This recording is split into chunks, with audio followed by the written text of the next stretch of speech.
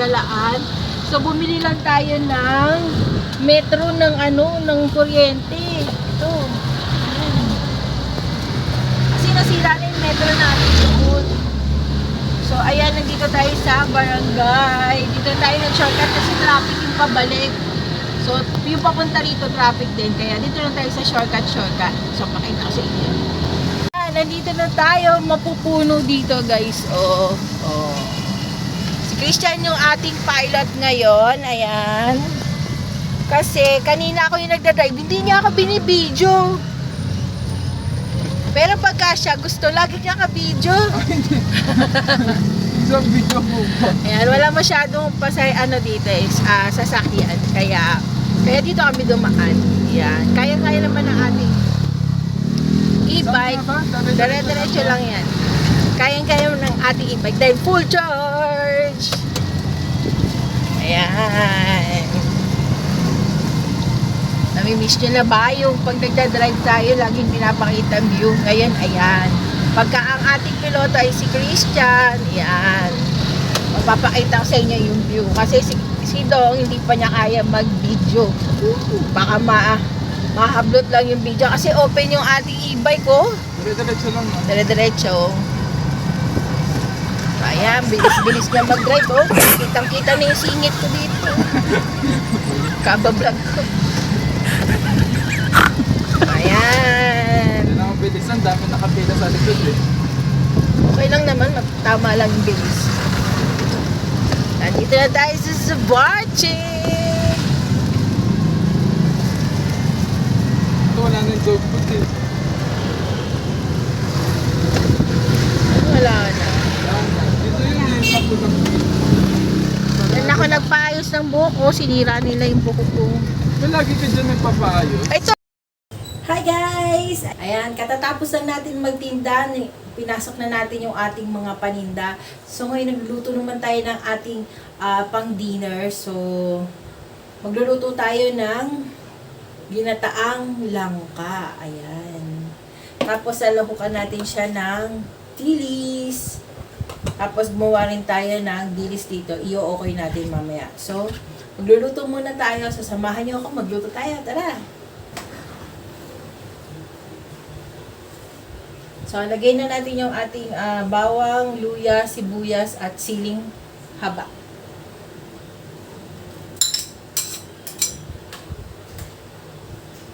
Lagay na rin natin yung ating dilis.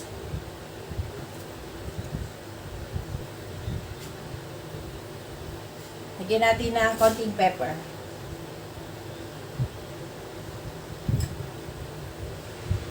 Yung dilis na ginamit natin, wala na siyang tinik. Iyan yung dilis na dala ni Christian nung nagpunta siya ng Cebu.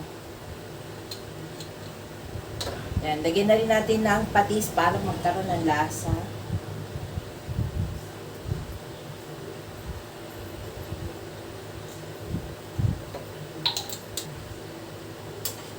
Yan, halu-haluin lang natin para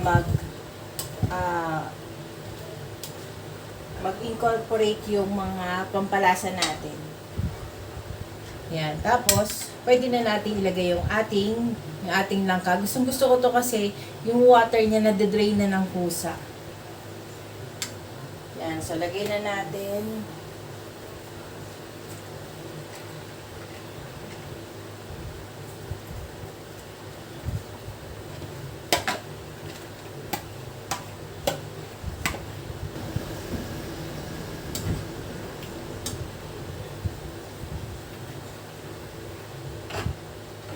Yan, yung ginamit natin is yung hindi siya fresh na gata, yung nasa pack.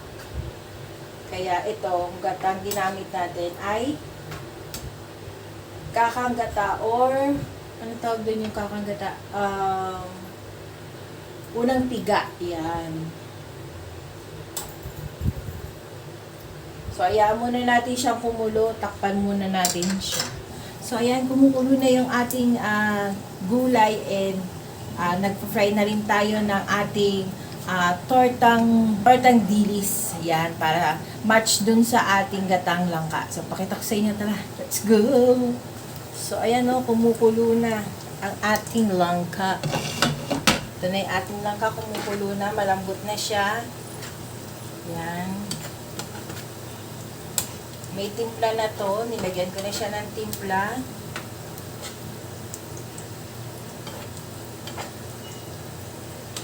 Yan. Pakuluan pa natin to ng konti and then luto na yung ating langka.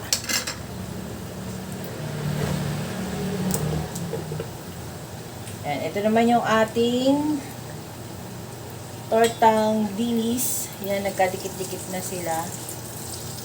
Baliktarin lang natin.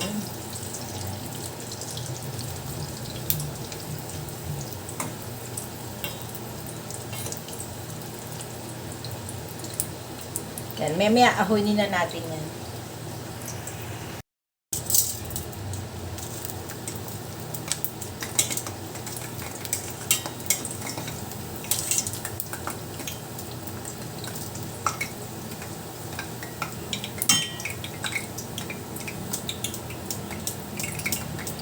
Ayan yung ating dilis. Yan. So, ilagay lang natin sa strainer. Ilagay natin sa ating strainer para ma-drain yung excess oil niya. Yan.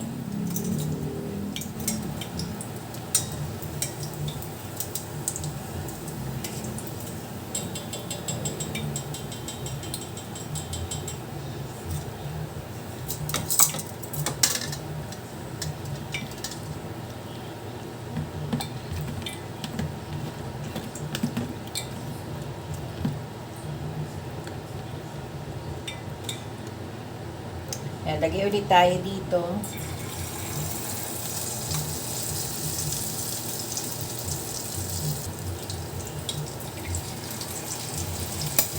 Ayan.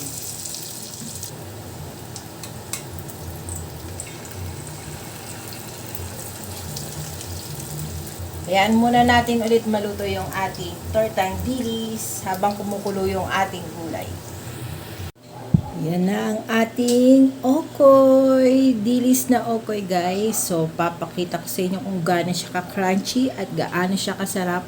Meron tayong suka dito, ayan. May pipino, sili, ayan. So, pakita ko sa inyo. Parinig ko sa inyo kung gaano siya ka-crunchy. Ito na ang ating okoy. Ayan. Dilis okoy. Ayan. Meron tayo dito isang dilis. Ginawa natin siyang okoy. Meron tayo dito sa usawan.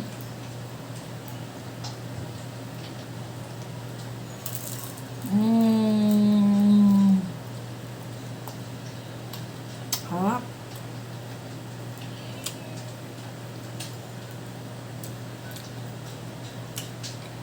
Wala na siyang dilis kaya ang sarap na kainan.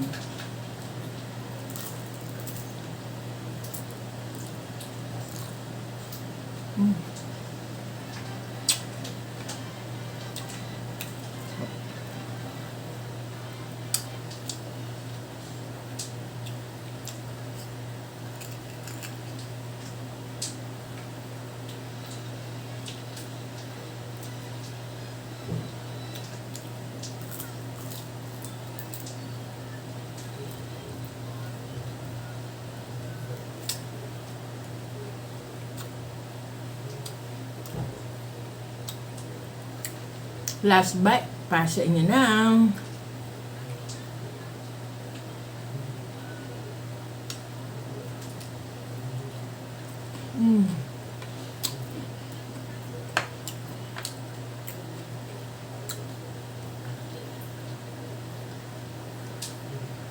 Ayan. Sa panahon kasi ngayon, sa sobrang mahal ng mga bilihin, guys, kailangan marunong ka mag-improvise ng mga food na po pwede mong gamitin na 2-in-1. Kasi, kapag hindi mo yung ginagawa, wala, sira ang budget mo, malaki ang budget na gagamitin mo. Kumpara kung halimbawa marunong ka mag-divide. Kaya kung marunong kang mag-improvise sa mga food na po pwede natin i-kombi-kombi kasi sa panahon ngayon, mahal ang bilihin. So, ayan na yung ating ulam. Meron tayo ritong gatang langka. Ayan. Meron tayong tortang Meron tayong tortandilis, meron tayong sili rito na may suka, and then meron tayong brown rice. So, ready na kaming kumain. So, ayan. Last batch na itong dalawang ating piniperito na okoy. Ayan. So, balik-balik na rin lang natin para pareho. Back to back yung maluluto. So, ayan. Naka-ready na rin yung aming table. Ayan. Nandito na yung ating mga ulam. Ayan. Huwag nyo na pansinin yung mga kalat-kalat dyan. Tapos, ito na lang yung ating niluluto. Ayan. Konting crunchy na lang to. Medyo malambot pa kasi siya.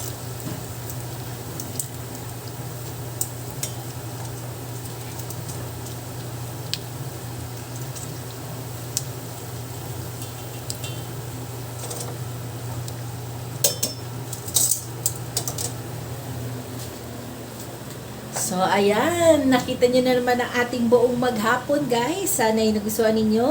Ang aking mamunting vlog, hindi na namin kayo sasama sa aming pagkain dahil malayo yung bahay namin. Baka hindi kayo makapunta. At matatraffic kayo papunta dito sa amin dahil traffic dito sa amin. So, ayan.